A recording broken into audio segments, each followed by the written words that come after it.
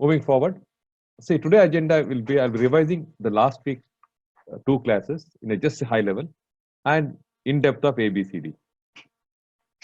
Please, what we do is today this we're going to do. I'm going to give a concept. We discuss together after the concept. I'll be looking at a chat message. Once the concept is done, so then we go to the next one. So what happens? I want you to really get involved. That's why you're going to learn. So by this time, you know, EA practice. It is there in every company, but it's dormant. Because of the technology which is evolving such a fast pace, what the life size of a project, the life span of a project, what was multiple years has become multiple months or sometimes weeks. The technology has become a commodity. This is driving the digital transformation.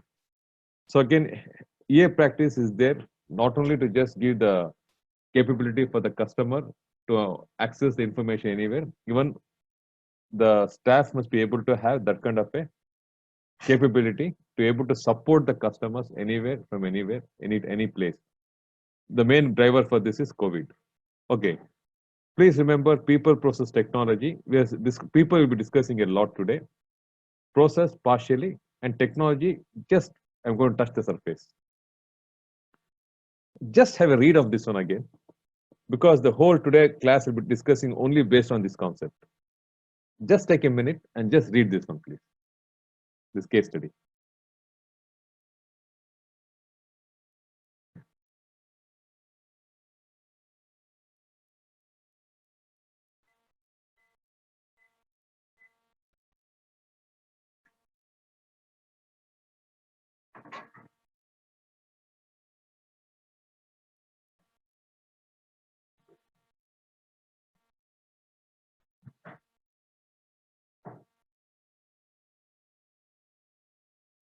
Okay. See, the main object we want to achieve today in the class, we want to have like a unique, like a health record. See, health record, what must come into your mind is wherever you are, you can be in any part of the world, you must be able to have access to your health record with all the information, all the tests, all the clinical reports, everything must be available for you from a browser wherever you are. Just get into that kind of a concept. Only if you think in that way, you can able to see how you can able to achieve it. Okay. Okay. I'm showing you this concept from the last two classes. See, to achieve this one single health record, it is a system of systems. The information is gathered from n number of systems together. And the n number of systems has been commissioned or acquired at various timeline. So the moment various timeline, you must be able to understand the systems are not talking together, disparate systems. They're all integrated using some kind of software. Okay, or integration platform. Again, looking forward. So again, you know, the key objective for any enterprise architecture is the disparate systems we need to combine together. That's where you're able to get the health record. Any kind of a company, you know, unless entry critical reports, any information, the especially data perspective, it's all historical information. At least they take -1 or -2, minimum -1. In the sense, any data you're going to get in real time, not real time. After one day, you may get the access to the data. But especially with going into the health and all, it's not possible. You must be having real-time information. Okay, so just get the concept into the mind. I'll be showing why it is important. Okay, so I told you like in the last class, the whole of enterprise architecture is based on ISO IEEE 42010. This is a long one. See, TOGAF is based on this model. So I'll connect back you today how to understand this one.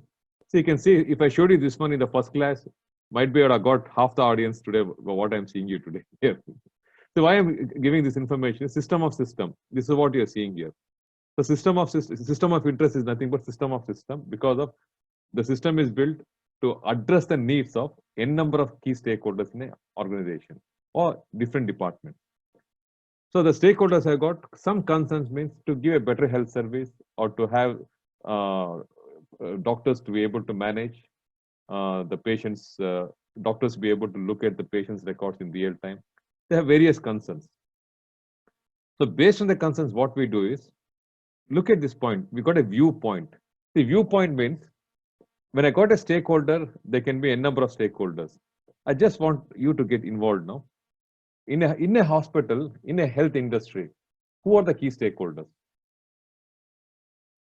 Just type in the message, please. Because I want to go in that manner, so it'd be easy for us to communicate and understand what you're thinking. It's a hospital I showed you. It's the Ministry of Health. The Ministry of Health has got a number of hospitals. So who are the key stakeholders? Who are the main, which are the main departments at least? Come on, guys, type in. I'm not seeing any message at all.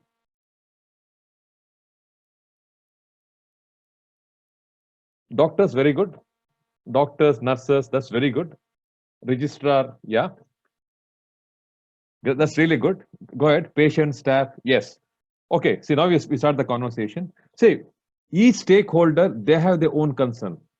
If you think of a billing staff, he has got his own concern. All of us will be looking at the same browser.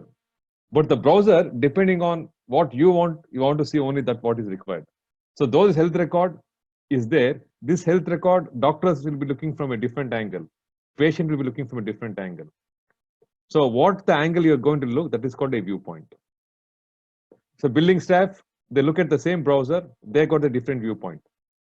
Pharmacist, he's got his viewpoint. That's very good, pharmacist.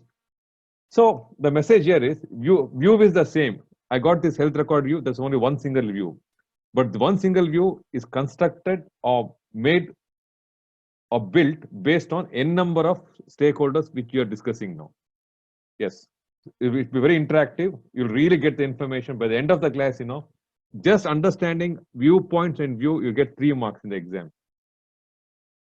For me, I'm not joking. It took me about 3-4 months to really understand what is view and viewpoints. There's no proper record anywhere. Okay. Okay. Then what we do is, let me connect back here. So we got the concern we addressed. Again, please remember there is some some concerns are like we call as overloading. Overloading means the same concept is a different concept. It gives a different meaning. So based on the different views, we are going to understand what exactly you want. We combine together. So what this collectively this one is called business requirement when you take from the business angle. But we want to build a system. Then we're going to build an architecture to accommodate all these requirements. Okay, just get into the mind as we go across today. It becomes much more clearer for you. All of you are getting the concept? Okay, please type in the message. I'm looking at the message regularly. Okay. Okay, then last week we discussed what is P phase. In the P phase, one of the key thing is we identified the type of the enterprises, the core enterprise. Okay, let me ask you a question. What is the core enterprise for us? In our context, Ministry of Health, what is the core enterprise? Guys, type in the message. I really want to get involved. Say this class, how it is conducted, like going to a gym. In the gym, you can just sit and watch how people are doing.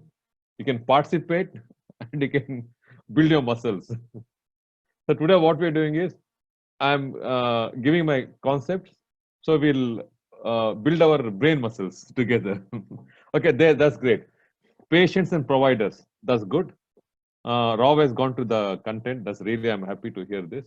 Okay, the scope, the core enterprise in our context at this moment is especially the core, especially the front office staff who make the registrations. Again, the core enterprises, the doctors, the nurses, all come under the core enterprise. Then, which is a soft enterprise? Those will see the change. Which is a soft enterprise for us? See, think of this, pathology labs, X-ray units, they're all soft enterprise. So every hospital does not have X-ray unit. Every hospital does not have pathology lab. So that can be a soft enterprise for us. So which is the extended enterprise for us?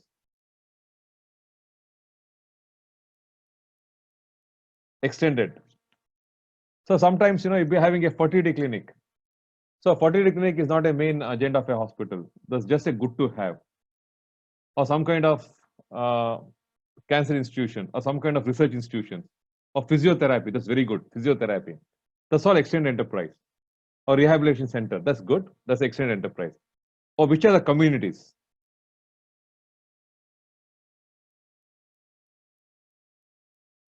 Oh, cafe, that's very good. Somebody is cafe, good, good.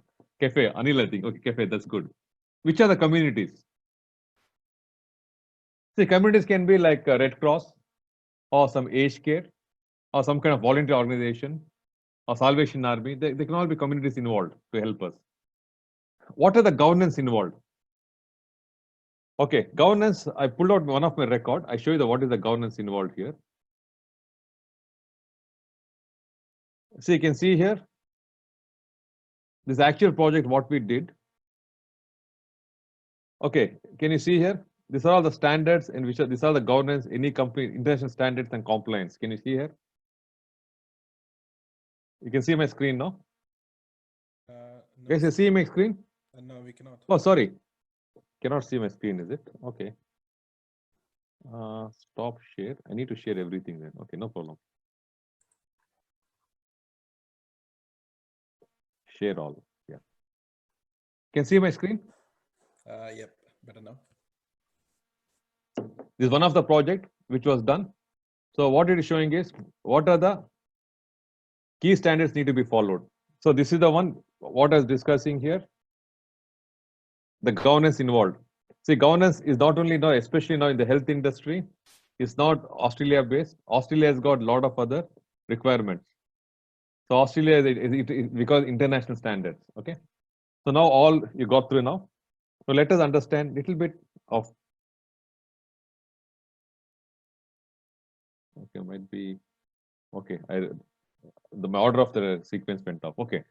In phase P, what we did is we tried to define to establish a EA practice. Okay. What we did is we defined the enterprise. We did together identify the key drivers. One of the key things for the key drivers for us because one is we think is a COVID and one is technology has changed. We want to bring down the cost of the treating a patient. So some of the key drivers. Then requirements for the architecture work. So this one is nothing but we're going to high level. We're going to define what kind of requirements. The requirement for architecture work means like what kind of process is involved, what kind of principles is involved, the org structure all comes under this. So the end result of P phase is we call request for architecture work document is produced. That will be the input for A phase, and that is the one document. Only with the document you can kick off the A phase. Without the document, A phase cannot be done. Okay, that is the actual practice. But many companies go in a different way. That is, we don't mind about that. But we think from TOGAF perspective, only this raw document is completed, then only the next phase will start. We define the principles. The main reason is a decision-making mechanism. So again, principles are defined in a high level in P phase. So this will be revisited. I'll be explaining when I come to A phase. The framework, what is needed for the EA practice. Then at the same time, last time I told you, any company by default, without EA practice, they are having projects, they are doing the business, they are doing business as usual, they're supporting the business as usual. How they're doing? So they have existing frameworks already existing in the company. So based on that, when we bring in a EA practice, we need to map with it or work together. That's the important thing.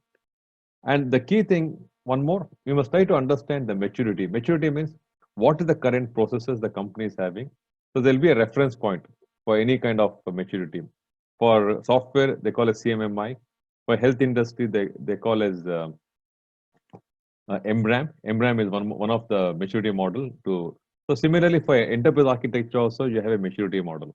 So from the maturity model, we're going to see where are we today, what we want to achieve based on the company's objective.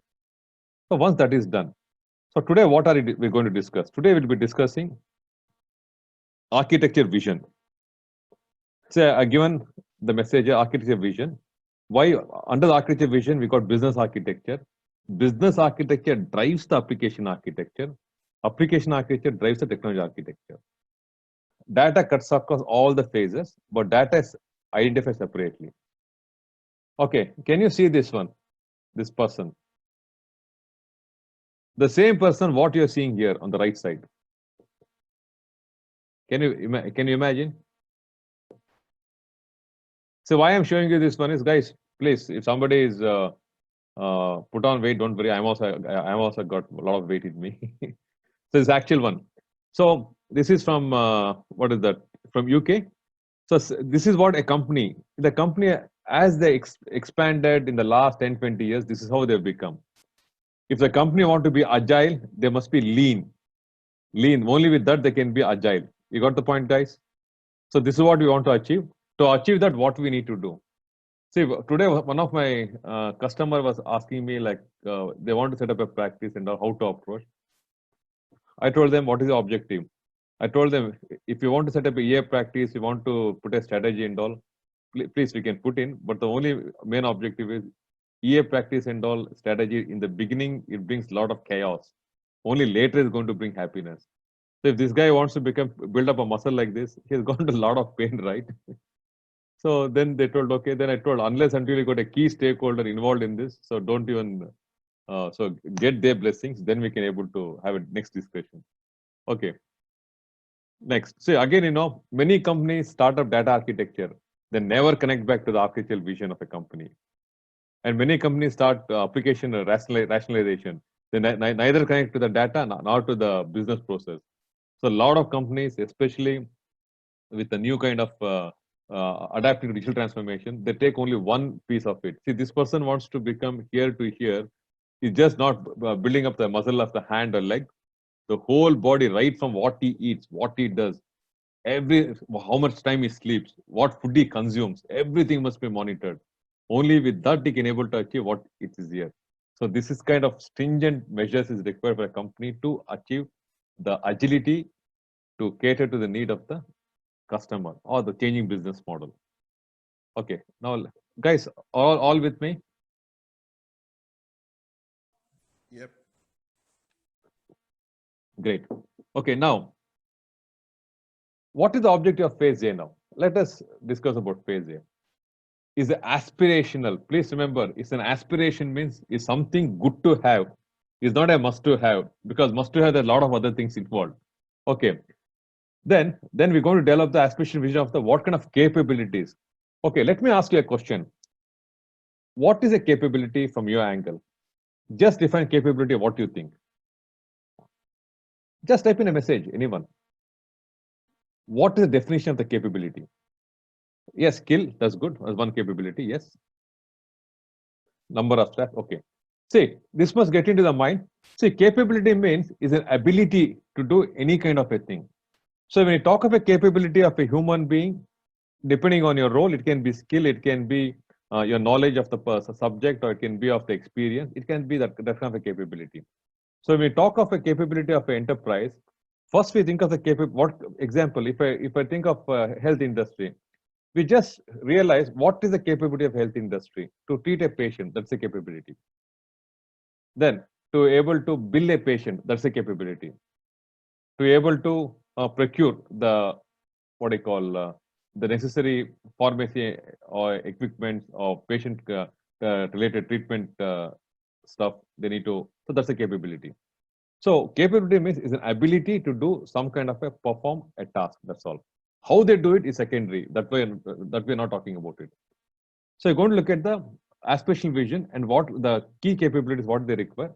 Again, for every capability when they think, there must be some kind of business value must be thought through. Okay. Then the end objective of phase A is they must get an approval for the statement of architectural work. Phase A got kicked off, started because of request for architectural work was approved by the management. Now phase A started the work. So once they finish the phase A task, the end result of phase A is they must get the approval of statement of architectural work. Two things must get into your mind now. Phase B is just to set up a year practice. Once year practice is set up, phase A may start next day or next week after few months or few years. That must get into the mind. Okay. The reason, because sometimes when you set up a year practice, you build a org structure. When the org structure is built, the company does not have that kind of capability or that kind of skills or that kind of staff in the company. They need to hire or retrain their staff. So there's a budget required. Okay. Next. Okay, I got a good from here about capability. Ruben has told ability to achieve a desired objective or target. Yes, very good understanding, Ruben. That's good. Guys, this session is purely knowledge sharing. Is something, like I came to this EA practice might be a little bit ahead. At the same time, you're also getting this knowledge. At the same time, after a few years, you may be ahead of me. I may be ahead of you. There's nothing like that. Ultimately, you want to learn. That's all. So what I know, I'll explain. At the same time, if I ask you something, you also tell. At the same time, together we build our knowledge. That is the ultimate goal of this workshops. Okay. Now let us take the context. So I told you aspirational vision. So last time I showed you also. So aspirational vision means, see, currently this is the problem any kind of a health industry is facing. The left side. The aspiration vision is paperless. Guys, how much of, not the question of trees, how much of manpower is wasted for your normal prints and copying and all. If everything, because now everybody has got a smartphone, at least according to the statistics, 60% of the world is having smartphones. So 60% of the world means if you take in a family, 3 people means almost all the adults, except of course developing countries, they're having a smartphone. So paperless. So paperless is the future to go. That's the way to be achieved. At the same time, still I've worked in the health industry. Still between few systems, they manually exchange the records and manually they scan.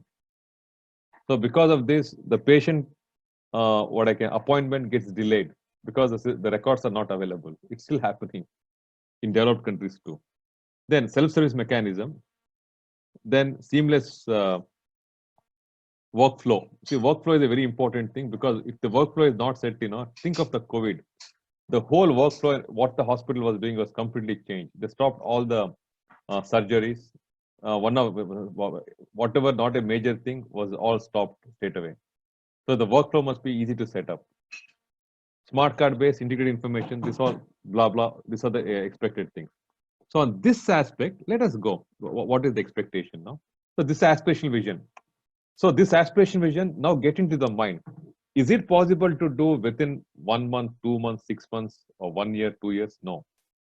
Depending on the type of the company, again, depending on the type of the government, the type of the organizational structure. So all comes into consideration. This may take few years or few decades also. So that must go into the mind. Okay. EA is the iteration process. 30 seconds. EA is the iteration process. So iteratively, we must develop all this. Okay, now go to the next slide. Of course, in the world, it's a utopia, everything to be there available, but we have constraints. One is the functional requirements, non-functional requirements. See, COVID is a perfect example. Nobody expected X number of patients to rush to the hospital at one time. That's a non-functional requirement. Okay. Then standards. We saw the standards. Standards, whatever we do, it must be compliant. Compliances, time and cost. So these are some of the key constraints. Now let us look. Okay, there are 2 things you must get into the mind. One is a method and approach. Okay, just I want to understand, get from your understanding, is there a difference between a method and approach? I don't tell the names, guys. If you feel, just type me here. I want to see how much I want to explain. Do you feel there's a difference in approach and steps or method? Okay, I'm not seeing any feedback. Okay, approach means, see, if I want to go from example from Sydney to Canberra, I can go n number of ways. Well, I got something good. So n number of ways means, yes, I got a very good answer from Nehru. Method is defined and the approach is undefined. It's a very perfect word. The reason is method means it gives you steps. Do A, do B, do C. It's a sequence. So that is the way the method is like a waterfall. When you talk of an approach, if I want to go from Sydney to Canberra, so I can go by train, I can go by bus, I can walk, I can cycle. There's an approach. I can take different approaches. So similarly, TOGAF has got the same concept. They're given the steps, hey, follow this 1, 2, 3. At the same time, the approach you take, what is suitable for you. Okay. I got a very good thing. Thanks, guys. So this is what, So some audience are saying approach is a guideline. Yes, approach just a guideline. Okay, that's really good. The best one I got today is method is defined, approach is undefined. That's very good. Okay. Now, so the architect vision, one of the key things what we do is, see, please remember, TOGAF has got, TOGAF says ADM is a cycle, is a method. So what comes into your mind? Come on, is ADM is a method. Where does the budget comes into play?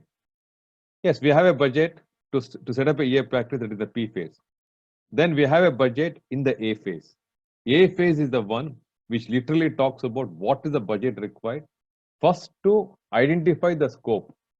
Like you write a business case, no? To write a business case, if it's a very small business case, might be 1 or 2 days, man days, nothing to worry. It just becomes a cost center. But if you want to write a business case, which is like example, building this one CBD, the tram line, it's a multi-month, multi-year business case to develop the business case analysis and all. So in that case, what we're going to do is in the vision phase, we are going to come out with the type size of the project. It may go months or weeks or years. That must come into the mind. So provide the sponsor with a key tool to sell the benefit. So here we are going to say, see, phase A has got 2 budget. One budget is to come out with what is the budget required to start the project, the end result, to make the business case analysis. So after the business case analysis, you got the next budget to implement that project. What will be the cost needed? Okay. So in the A phase, we're going to come out with what is the KPIs, what is the benefits. So that becomes a selling point to get the funding. Then, please remember, whatever we do, it must be always be connected back to the enterprise level strategies or vision of vision. That's a very important thing. Why the reason? Many companies start the projects, but all the projects starts on some key stakeholders' interest, or might be some departments they have a problem. Yes, it was good once upon a time. That is one of the reason you have got so much of silo applications and so much of silo data sets. At the same time, duplicated business processes and services. So now moving forward, no more technology is necessary. It's a luxury item. It is a necessity item. It's a commodity. So every company exists, can able to perform well with technology. So said that the key understanding of technology is very important in A phase. Because if you don't know the technology value, how it can be able to help the business, it does not serve the purpose. So what must go into the mind? As an enterprise architecture is not necessarily you have deep understanding of technology, at least an overview. Yeah, what is cloud? What is the benefit of cloud? How can it help the business? Or how the big data can contribute for the better decision making? So this kind of concepts must be into the mind. Okay. Next, we look at the next element. See, sometimes what happens is some companies they got a very well-defined vision, everything.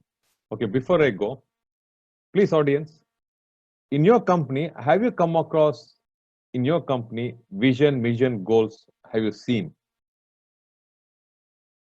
Have you come across? Yes, I got one. Anyone? 1, 2, 3. Good.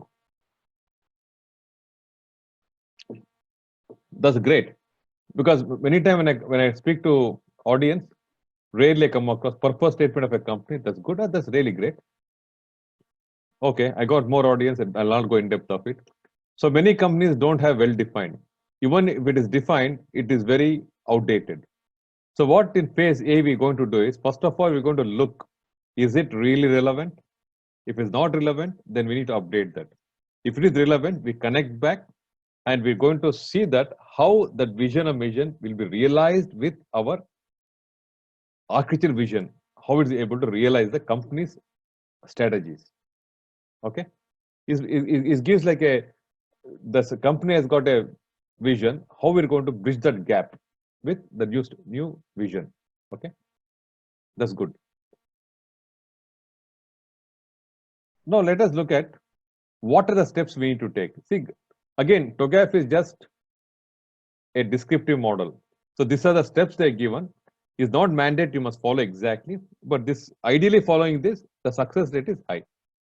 Okay, now establish the architectural project. So we are establishing an architecture project. That is what the ultimate goal of phase A. So again, the objective here for our paperless, we take that one of the context is the paperless. So where the citizen can come and have self-service. So he can able to book his appointment. So that is the objective we just think in a high level. So to achieve that one, we want to establish a practice. We want to look at the assets, what the company is having, what need to be done, what is the resource required to analyze that. See, please remember, we are not come to BCD in detail. Unless we analyze BCD, we don't know the actual result. In project management, what we call rough order of magnitude.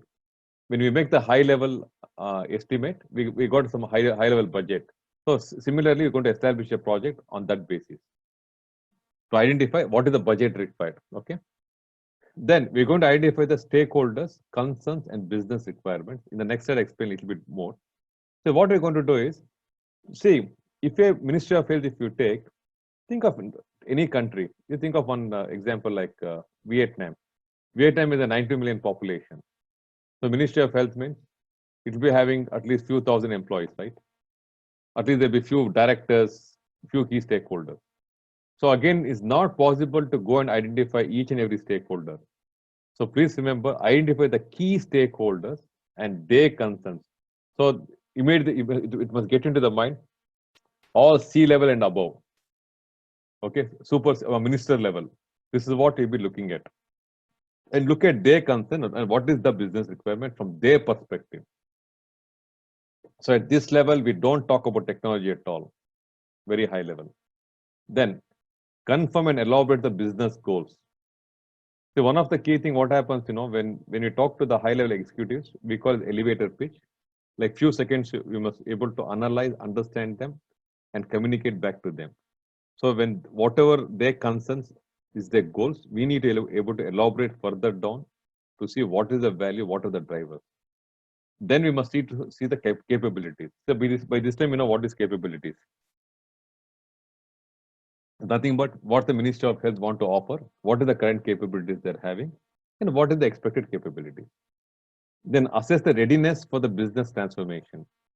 So again, we got the key stakeholders, we understood their concerns, their business requirements. From that angle, we must come back and look at the business. Does the business have the capability to go for paperless?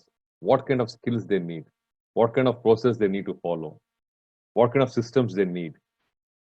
So we're going to make an assessment. Then we can able to define the scope. See, some countries, Ministry of Health might be there advanced. Or some ministers, if you take example, let us take a different example now. We just take an example Australia as an example. So Australia has got Ministry of Health, federal. We have state level ministries. So when you're making it a state level, in the central level, you're going to look at the transformation from the perspective from the federal level and at each state level. Then define the scope. Then confirm and elaborate the architecture principles. Please see, guys, the architecture principles is defined in phase P. As I told you in my earlier conversation, there's a gap between phase A to phase B, it can be few months or few years. So please go and relook. Again, the principles we did in P phase, we don't know exactly what the down detail, what's happening in a company. Because P phase scope of work can be 1 month or maximum 2 months. Nobody will be spending more than 2 months for P phase. This must go into the mind. The activities of P phase only roughly 1 to 2 months. That's all. That's the max. So for a massive company, so it's not possible to go to all the details. So when you go to each and every phase, that's why TOGAF is a iterative process. We're going to look at the principles. If it is good, fine. Something must be elaborated, we're going to elaborate. Something dropped down, we're going to drop it off. Then always look at the business principles. So it must align with the business principles. Then we're going to develop the vision. See, the aspirational vision, when what we want to develop, we're going to realistically we see what can be achievable. Then we're going to develop the vision.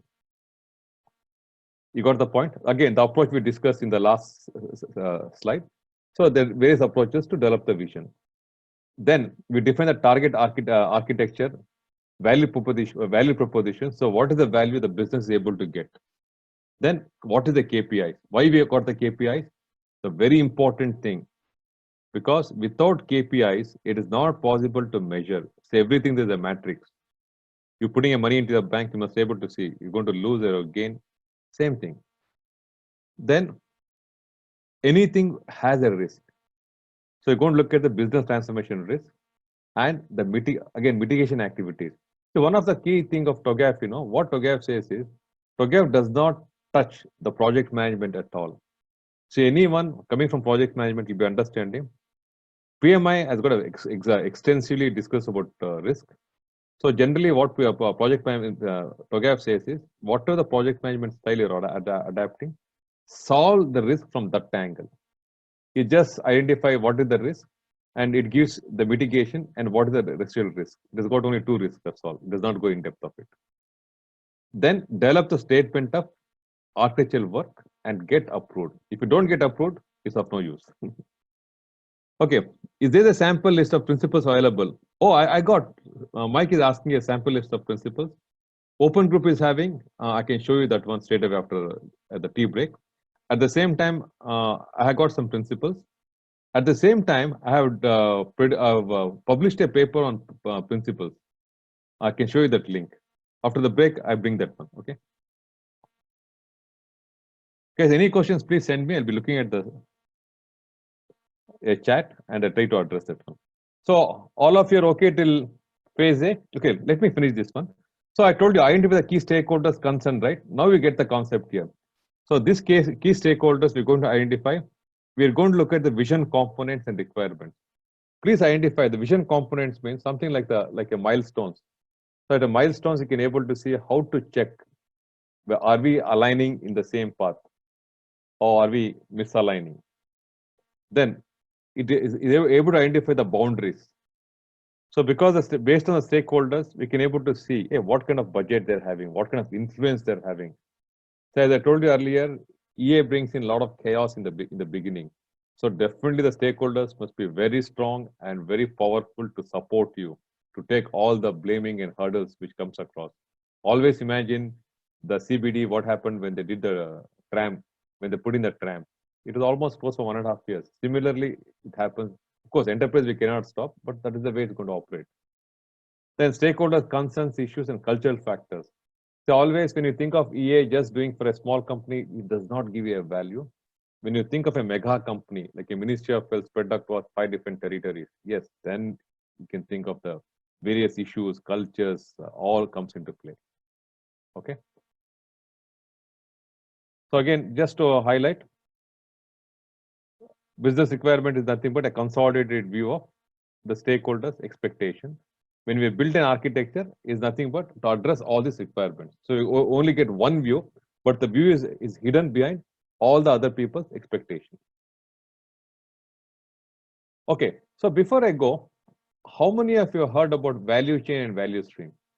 Because this is necessity for the next discussions, what we're going to have now. Value chain and value stream.